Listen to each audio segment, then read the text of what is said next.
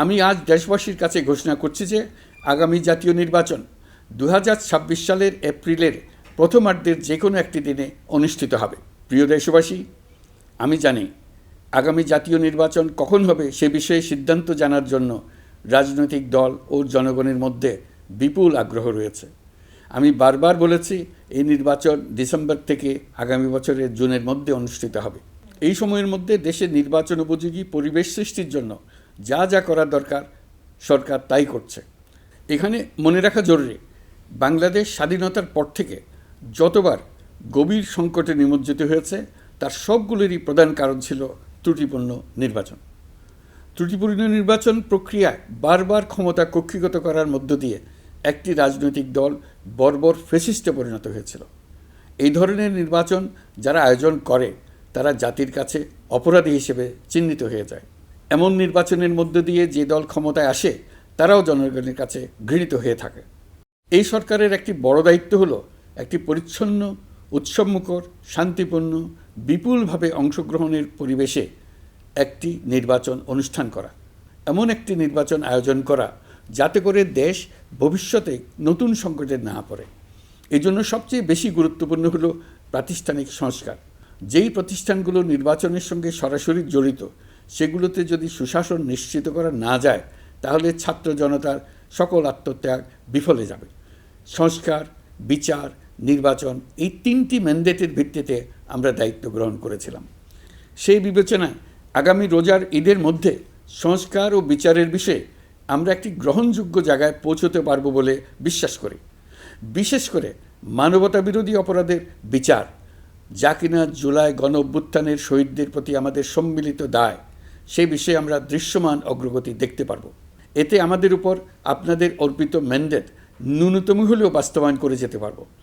সেই বিবেচনায় ও ইতিহাসে সবচেয়ে অবাধ, সুষ্ঠু, প্রতিদ্বন্দ্বিতামূলক ও গ্রহণযোগ্য নির্বাচন আয়োজনের জন্য সকল পক্ষের সঙ্গে আমরা আলোচনা করেছি। পাশাপাশি বিচার, সংস্কার ও নির্বাচন সংক্রান্ত চলমান সংস্কার কার্যক্রম পর্যালোচনা করে আমি আজ দেশবাসীর কাছে ঘোষণা করছি যে আগামী জাতীয় নির্বাচন 2026 সালের এপ্রিলের প্রথমার্ধের যে কোনো একটি দিনে অনুষ্ঠিত হবে।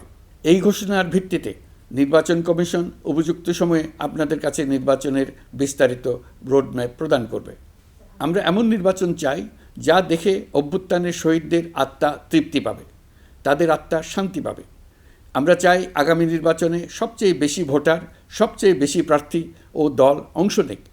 এটা সবচেয়ে অবাধ, সুষ্ঠু ও নিরপেক্ষ নির্বাচন হিসেবে জাতির কাছে স্মরণীয় হয়ে থাকুক। 1.5 যুগ পরে দেশে সত্যিকারের একটি জনপ্রতিনিধিত্বশীল সংসদ গঠিত হবে। বিপুল তরুণ গোষ্ঠী এবার জীবনে প্রথম ভোট দেওয়ার সুযোগ পাবে।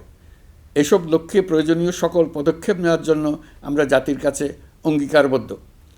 আমি দেশবাসীর প্রতি আহ্বান জানাই, আপনারা সকল রাজনৈতিক দল এবং আপনাদের এলাকার প্রার্থীদের কাছ থেকে সুনির্দিষ্ট অঙ্গীকার আদায় করে নেবেন যেন আগামী সংসদের প্রথম অধিবেশনেই যেসব সংস্কারের প্রশ্নে ঐকমত্য অর্জিত হয়েছে তা কোনো প্রকার কাটাছেঁড়া ছাড়াই যেন তারা অনুমোদন করেন। আপনারা ওয়াদা আদায় করে নেবেন যে তারা বাংলাদেশের স্বাধীনতা, সার্বভৌমত্ব, আঞ্চলিক অখণ্ডতা এবং জাতীয় মর্যাদার প্রশ্নে কখনো কোনো প্রকার আপোষ করবেন না এবং দেশের বাইরের কোনো শক্তির কাছে দেশের স্বার্থ বিকিয়ে দেবেন না। আপনারা তাদের কাছে সুনির্দিষ্ট প্রতিশ্রুতি আদায় করে নেবেন এই মর্মে যে তারা কখনোই কোনো অবস্থাতেই আপনাদের গণতান্ত্রিক অধিকার ও মানবিক মর্যাদার ক্ষুণ্ণ করবেন না। আপনারা তাদের কাছে অঙ্গীকার আদায় করে নেবেন যে তারা সম্পূর্ণ সততা ও স্বচ্ছতার সাথে দেশ পরিচালনা করবেন এবং সকল প্রকার দুর্নীতি, দলীয়করণ, টেন্ডারবাজি, সিন্ডিকেটবাজি, চাঁদাবাজি, সন্ত্রাসী কর্মকাণ্ড ইত্যাদি গণবিরোধী কাজ থেকে নিজেদেরকে সম্পূর্ণভাবে মুক্ত রাখবেন। আমি আপনাদের আবারও স্মরণ করিয়ে দিতে চাই যে এবারের নির্বাচন শুধু শান্তিপূর্ণ নির্বাচন করার বিষয় নয়, এটা ছাত্র জনতার অভ্যুত্থানের আকাঙ্ক্ষা নতুন বাংলাদেশ গড়ার নির্বাচন। এই নির্বাচনে পরিচিত দলগুলিই থাকবে, তাদের পরিচিত মার্কাগুলিই থাকবে, কিন্তু ভোটারকে বের করে আনতে হবে যে এই মার্কার পেছনে আপনার কাছে ভোট প্রার্থীরা কে কতটুকু নতুন বাংলাদেশ গড়ার জন্য প্রস্তুত, কে কতটা প্রতিজ্ঞাবদ্ধ। আমরা যারা এই নির্বাচনে ভোটার হব তারা অত্যন্ত সৌভাগ্যবান এবং সৌভাগ্যবতী। আমরা একটা অনন্য ঐতিহাসিক ভূমিকা পালনের সুযোগ ও দায়িত্ব পাচ্ছি। আমরা জাতির নতুন যাত্রাপথ তৈরি করে দেওয়ার দায়িত্ব পাচ্ছি। আমরা নতুন রাজনৈতিক সংস্কৃতি সৃষ্টির মহান সুযোগটা পাচ্ছি।